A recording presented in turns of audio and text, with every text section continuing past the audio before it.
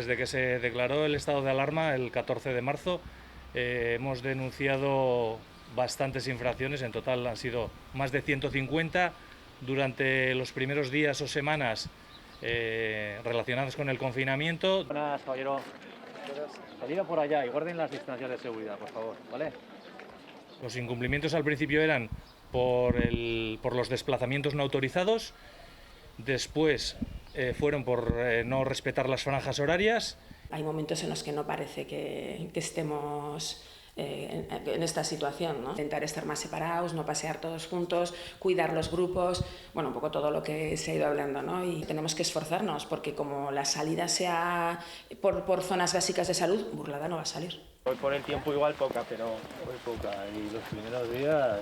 Principalmente grupos de gente joven que se junten y que no respeten las distancias de seguridad, y además algunos de ellos están deseosos de que se abran las bajeras de jóvenes, pero eso sigue precintado y hasta nueva orden no quedará abierto. No cumplen con las distancias y es importante porque muchos de ellos tienen abuelo. Entonces yo sí que les pido que piensen en su abuelo.